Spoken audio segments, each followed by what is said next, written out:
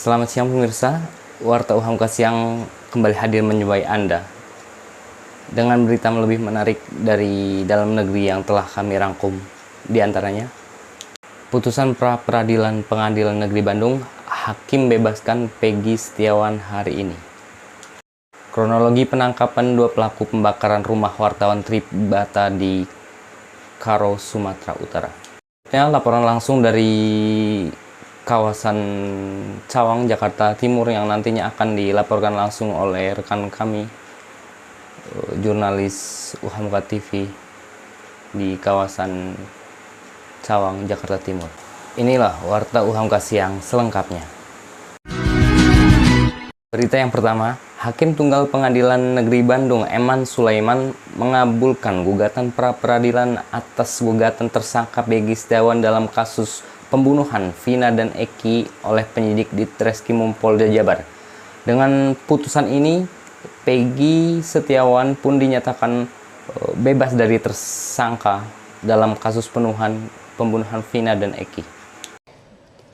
Hakim Tunggal PN Bandung Eman Sulaiman menyatakan penetapan Peggy Setiawan sebagai tersangka pembunuhan Vina dan Eki di Cirebon tahun 2016 lalu tidak sah dan batal demi hukum. Dalam pertimbangannya, Eman mengatakan tidak menemukan bukti apapun yang menunjukkan Peggy pernah diperiksa sebagai calon tersangka dalam proses penyidikan yang dilakukan di Treskrimum Polda Jabar. Eman pun memerintahkan Polda Jawa Barat untuk menghentikan penyidikan terhadap Peggy Setiawan dalam kasus pembunuhan Vina dan Eki. Eman juga meminta penyidik membebaskan Peggy dari tahanan dan memulihkan hak pemohon dalam kemampuan, kedudukan, serta harkat dan martabatnya seperti sedia kala. Penetapan tersangka atas pemohon haruslah dinyatakan tidak sah dan dinyatakan batal demi hukum. Pemirsa, Kepolisian Daerah Sumatera Utara menangkap dan menetapkan dua tersangka pelaku pembakaran rumah wartawan Tribata di Karo, Sumatera Utara. Pihak kepolisian masih menyelidiki motif dan kemungkinan adanya pelaku lain dalam peristiwa pembakaran ini. Kepolisian Daerah Sumatera Utara menangkap dua orang pelaku pembakaran rumah wartawan Tribata TV yang menewaskan Sempurna Pasaribu bersama dengan anggota keluarganya. Kapolda Sumut Komjen Pol Agung Setia Imam Effendi menyatakan bahwa kedua pelaku berinisial R dan Y ini merupakan eksekutor dari pembakaran tersebut dan telah ditetapkan sebagai tersangka. Berdasarkan pemeriksaan CCTV, kedua pelaku melakukan survei ke lokasi rumah korban menggunakan sepeda motor. Pelaku R dan Y kemudian menyiramkan bahan bakar minyak ke rumah korban lalu menyulutkan api sehingga terjadi kebakaran. Barang bukti yang ada di sekitar sini 2 botol minuman kemasan yang ada sisanya.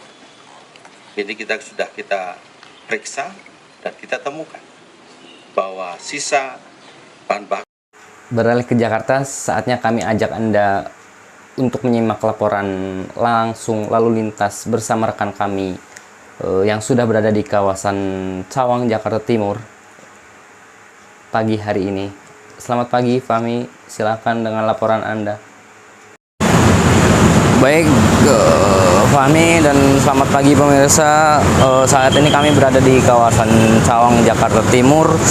Dapat kita lihat bersama untuk pada pagi hari ini arus lalu lintas di kawasan ini yang akan menuju ke Kampung Melayu, ke Halim dan ke MT Haryono dari arah Cililitan terpantau ramai lancar.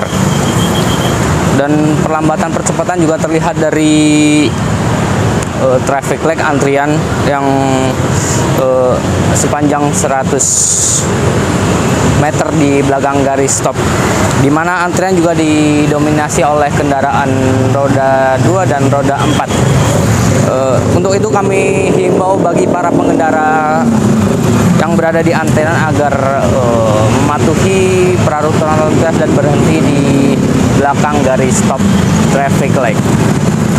Dan bagi Anda yang ingin melintas di kawasan ganjil genap, dipersiapkan untuk segala kelengkapannya dan plat nomor yang sesuai dengan kebijakan kepolisian.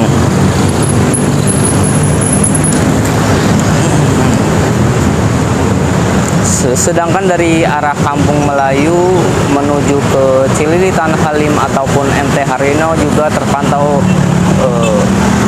padat merayap dan ramai lancar. Begitu juga namun dapat berjalan dengan kecepatan antara 30 sampai dengan 50 km per jam.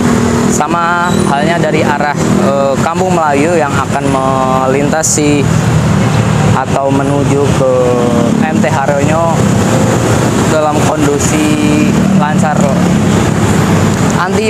Antisipasi pertemuan arus dari yang akan menuju ke Halim pada pengendara untuk dapat mengkondisikan kecepatan kendaraannya dan menjaga jarak aman Anda. Sedangkan dari tol dalam kota yang dapat kami lihat terpantau lancar dan juga ada perlambatan kecepatan. Arus lalu lintas bertepatan dengan jam berangkat kerja perkantoran.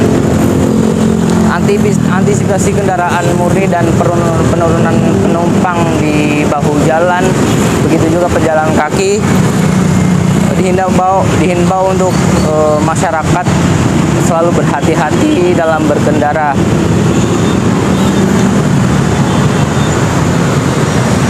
Adapun titik black spot dari kawasan Jakarta Timur ini berada di flyover Jatinegara Barat, Jalan Ahmad Yani, Pisangan Timur, Kecamatan Matraman, dan juga Jalan Raya Jatinegara di Kecamatan Jatinegara. Di mana penyebab kecelakaan menurut info dari Korlantas Polri dipicu para pengendara memacu kendaraannya dengan kecepatan yang tinggi dan berada di jalur yang tidak semestinya. Berdasarkan dari data Korlantas Polri, angka kecelakaan lalu lintas di seluruh Indonesia dalam kurun waktu 1 kali 24 jam terjadi 164 kasus laka lantas dengan rincian 16 meninggal dunia, 17 luka berat dan 110 luka ringan. Dari 164 kasus laka tersebut 50% terjadi pada siang hari. Untuk itu dihimbau para pengendara agar dapat mentaati semua peraturan lalu lintas dan agar mengikuti arah petugas yang berada di lapangan. Dan pemirsa yang ingin mengetahui informasi arus lalu lintas